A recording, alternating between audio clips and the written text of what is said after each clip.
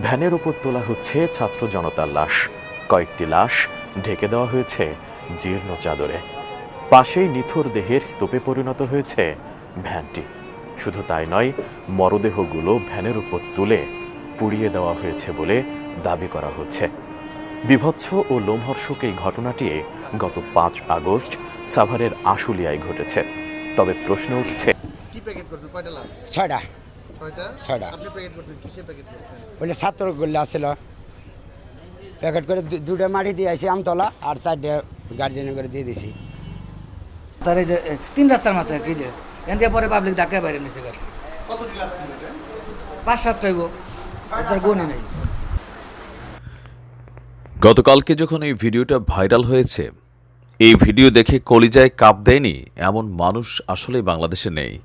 তবে এই ভিডিও দেখার পরও যারা ভাবছেন যে এই পুলিশগুলোর শাস্তি ঠিক সেই মুহূর্তে দেওয়া উচিত না, বলতে চাই যে আপনার আসলে জন্মটা কিভাবে হয়েছে। দর্শক, গতকালকে কমেন্টের মধ্যে বা ইনবক্স চেক করুন, এরকমভাবে এই ভিডিওটা ম্যাক্সিমাম মানুষ দেখেছেন যে একটা ভ্যানের মধ্যে এই আমাদের আন্দোলনরত ছাত্রছাত্রী বা সাধারণ মানুষ, তাদেরকে পুলিশ গুলি করে মেরেছে। মারার পরে এই লাশগুলোকে গায়েব করার জন্য তারা ভ্যানের উপর একটার উপর একটা ফেলছে, যেমন গরুর চামড়া একটার উপর একটা ফেলা হয়, তারপর সেই দেহগুলোকে ঢেকে দেওয়া হচ্ছে। এতটুকু আপনারা দেখেছেন। এবার আসুন কি ঘটেছিল সেই মানুষগুলোর সাথে। এদের অস্তিত্ব খুঁজে পাওয়া যায়নি। আরও একটি আপডেট নিউজে আপনাদের সকলকে জানাচ্ছি স্বাগতম। দর্শক, 5 মে হত্যাকাণ্ডে বিচারের দাবি করেছেন ডক্টর ইউনূস। শেখ হাসিনাকে দেশে এনে হেফাজতের উপর হত্যাকাণ্ডের বিচার করবেন ডক্টর ইউনূস। দর্শক, ব্যানের উপর নির্ধারিত মরদেহ কোথায় আছেন সেই পুলিশ অফিসাররা। দেশে একটি ভিডিও ভাইরাল, যেটি হচ্ছে আশুলিয়া ব্যানে লাশের স্তূপ।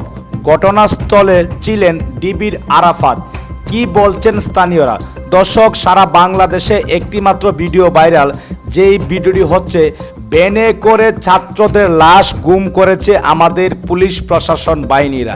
এখন সেই পুলিশ প্রশাসনগুলা কোথায় আছে? দর্শক, রীতিমতো আজকের এই তথ্যটি জানলে আপনার গায়ের পশম দাঁড়িয়ে যাবে।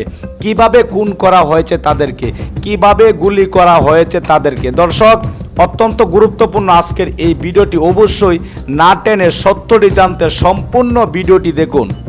স্বাধীন বাংলাদেশের ইতিহাসে কোনো বিক্ষোভে এত প্রাণহানি দেখেনি বাংলাদেশ, যতটা দেখা গেছে কোটা সংস্কার আন্দোলন ঘিরে ছাত্র জনতা উত্থানে। প্রতিটি মুহূর্তে ছিল মর্মান্তিক ও বেদনার। কিন্তু সোশ্যাল মিডিয়ায় কিছু হত্যার ভিডিও দেখে শিউরে উঠতে হয়েছে নির্মম মাত্রায়। আগস্ট শেখ হাসিনা পালিয়েছে ক্ষমতা ছেড়ে। এদিন আশুলিয়াতে ঘটে যায় এক নির্মম ঘটনা। লাশের স্তূপ করে রাখা হয় ভ্যানে। মরা দেহের ভার যেন আর নিতে পারছিল না ছোট্ট ভ্যানটি। এরপর চরম অমানবিকতা, রক্তাক্ত মরাদেহ ভ্যানে তোলা ও ডেকে রাখার চেষ্টা, সেখানে দায়িত্বরত পুলিশ সদস্যদের। এমন কষ্টের কথা আর যেন সারা বাংলাদেশের মানুষ স্বাধীনের পরে শুনে নাই। লোম সহ একটি ভিডিও ক্লিপ সামাজিক যোগাযোগ মাধ্যমে এখন আলোচনায়। অনুসন্ধানে জানা যায় ঘটনাটি ঘটেছে সাভারের আশুলিয়ায়। এর ভিডিওতে দেখা হ্যামলেট পরিচিত ওই ব্যক্তি হলেন ঢাকা উত্তরার গোয়েন্দা পুলিশ এবং তদন্ত কর্মকর্তা আরাফাত হোসেন। এই ভিডিও সম্প্রতি সোশ্যাল মিডিয়াতে অনেকে দেখেছেন আর ঘৃণা জানিয়েছেন মাফিয়া সরকার শেখ হাসিনার উপর। স্থানীয়রা বলেন, 5 আগস্ট বৈষম্য বিরোধী ছাত্র আন্দোলন চলাকালে ছাত্র জনতা আশুলিয়া থানার সামনে জড়ো হয়। পরে পুলিশ তাদের লক্ষ্য করে গুলি ছোড়ে। ফলে আন্দোলনে অংশ নেওয়া অনেকে গুলিবিদ্ধ হন। তারপর পুলিশ নিহতদের একটি ভ্যানে করে অন্য স্থানে নিয়ে যায়। এমনদিকে পুলিশের একটি গাড়িতে কয়েকজনের আগুনে পুড়িয়ে হত্যা করা হয়। দর্শক, রীতিমতো আজকের এই তথ্যটি জানলে আপনি যদি একজন মানুষ হয়ে থাকেন, আপনার গায়ের পশম দাঁড়িয়ে যাবে। এই মাফিয়া সরকার, এই খুনি হাসিনা কত মানুষের, কত ছাত্রদের জীবন যে কেড়ে নিয়েছে, আজকের ভিডিওটি না দেখলে বুঝতে পারবেন না আমার কলিজার ভাই ও বোনেরা। দর্শক, কে কোন জেলা থেকে আজকে আমাদের এই ভিডিওটি দেখছেন অবশ্যই কমেন্টসের মাধ্যমে জানিয়ে দিবেন। দয়া করে আজকের এই ভিডিওটি আপনার সোশ্যাল মিডিয়াতে শেয়ার করে দিবেন। চ্যানেলে যদি নতুন হয়ে থাকেন প্রতিনিয়ত সবার আগে আপডেট নিউজগুলো পেতে আমাদের এই চ্যানেলটি সাবস্ক্রাইব করে রাখুন ও একটি লাইক দিয়ে দেখতে থাকুন সম্পূর্ণ ভিডিওটি। সম্প্রতি সামাজিক যোগাযোগ মাধ্যমে ভাইরাল হয় ভ্যানের ওপর ছাত্র জনতার নিথর দেহ তোলার একটি ভিডিওতে দেখা যায় একটি ভ্যানে কয়েকটি মরদেহ স্তূপ করে রাখা হয়েছে। পাশাপাশি আরেকটি মরদেহ ভ্যানে তুলে দিচ্ছে পুলিশের ভেস্ট ও হেলমেট পরা দুইজন ব্যক্তি। পরে একটি পোস্টার দিয়ে মরদেহগুলো ঢেকে ফেলা হয়। এ সময় পুলিশের ভেস্ট ও হেলমেট পরা আরও কয়েকজনকে আশেপাশে হাঁটাহাঁটি করতেও দেখা যায়। খুবই মর্মান্তিক ওই দৃশ্য দেখে চোখের কোণায় জল এসেছে অনেকের। সেই সাথে প্রশ্ন উঠেছে, পুলিশের ভেস্ট পরা এরা আসলে কারা? এ বিষয়ে পুলিশের একাধিক সূত্র নিশ্চিত করেছে, ভিডিওতে যাদেরকে দেখা যাচ্ছে তারা 5 আগস্ট গণহত্যার দিনে ঢাকা জেলা উত্তর গোয়েন্দা পুলিশের টিমের সদস্যরা। এরই মধ্যে তাদের একজনকে শনাক্ত করা হয়েছে। তিনি ঢাকা জেলা গোয়েন্দা পুলিশের পরিদর্শক আরাফাত হোসেন। বিষয়টি প্রকাশ্যে আসার পরে আত্মগোপনে চলে গেছেন তিনি সহ ভিডিও চিত্রে থাকা অন্য পুলিশ সদস্যরাও। এদিকে বিভৎস ওই ভিডিওটি মূলত বৈষম্য বিরোধী ছাত্র আন্দোলনের সময়ে নিহত কয়েকজন ব্যক্তির, যাদের নাম পরিচয় এখনও জানা যায়নি। তবে ভিডিওটি ভাইরাল হওয়ার পর ঘটনাটি কোথায় ঘটেছে তা জানতে কৌতূহল জন্মেছে জনমনে। গাড়িতে, পুলিশের গাড়িতে। তারপর ওখান থেকে এটা দেখে এই জায়গায় এলাম। এই জায়গায় আবার দেখলাম যে অনেক গাড়ি পুরানো, আর এই জায়গায় একটা লাশ আর কি, এটাই দেখছি। এই যে এখানে যে অনেকগুলা লাশ পুরা গেছে, এটা তাও দেখি নাই, আমি কিছুই দেখি নাই। আচ্ছা, ঠিক আছে। বিষয়টা একটু বলুন তো, কি দেখছেন আপনি? এখানে যে আন্দোলন হয়, এখানে আমরা ছিলাম স্টুডেন্টরা। আমাদের বাসা হচ্ছে বাইপেল পশ্চিমপাড়া। ওইখান থেকে এসি পরিবহন, প্রথমে হচ্ছে সব স্টুডেন্ট আমরা আপনার ওই যে বাইপেল যে রাউন্ড আছে ট্রাফিক পুলিশ বক্সের ওইখানে সবাই ওইখানে গেছিলাম। এরপরে হচ্ছে ওইখান থেকে আপনার আমাদের হচ্ছে পুলিশ এবং হচ্ছে ছাত্রলীগ যারা আছে তারা আসছিল, তাদের হাতে অস্ত্র, এবং আমরা হচ্ছে ওখান থেকে সেফ জোনে যাই। এরপরে হচ্ছে তারা গুলি চালায়, ওখানেও অনেকজন মারা যায়। এরপরে হচ্ছে স্টুডেন্ট যখন বেড়ে যায় তখন পুলিশ এবং ছাত্রলীগ ওনারা হচ্ছে নিজেদের সেভ করার জন্য হচ্ছে থানার এদিক চলে আসে। এরপরে হচ্ছে এই থানার এখানে আসার পরে যখন 3টার সময় হচ্ছে ঘোষণা হয় যে হচ্ছে সরকার পদত্যাগ হয়ে গেছে, তখন হচ্ছে সবাই হচ্ছে থানায় ঘেরাও করার চেষ্টা করে। তখন হচ্ছে এখানে অনেকে ফায়ার করে, গুলি করার পরে অনেক লাশ, 6 জনের লাশ হচ্ছে ভ্যানে উঠানোর পরে হচ্ছে এখানে নিয়ে আসে ভ্যান দিয়ে পুলিশের গাড়িতে। এরপরে হচ্ছে পুলিশের গাড়িতে আগুন দেওয়ার পরে হচ্ছে সে লাশগুলো পুড়ে যায়, অনেককে চেনাও যায় না। এরপরে হচ্ছে আমরা ওইখান থেকে অনেককে আবার হচ্ছে হসপিটালে পাঠাই। পরে 6 জন, এই 6 জনের গাড়িতে ওঠানোর পরে এই 6 জনের হচ্ছে আগুন দিয়ে দেয় আর কি। সেটা তো বলতে পারবো না, কারণ হচ্ছে সে সময় কেউ ওই দিক ফোকাস করে নেই যে এই 6 জন, কারণ আসা যাচ্ছে না, এদিকে গুলি চলতেছে এইদিকে গুলি চলতেছে, ওই অবস্থায় যে আসে সেই মারা যাবে, আমরা কেউ দেখতে পারি না আর কি।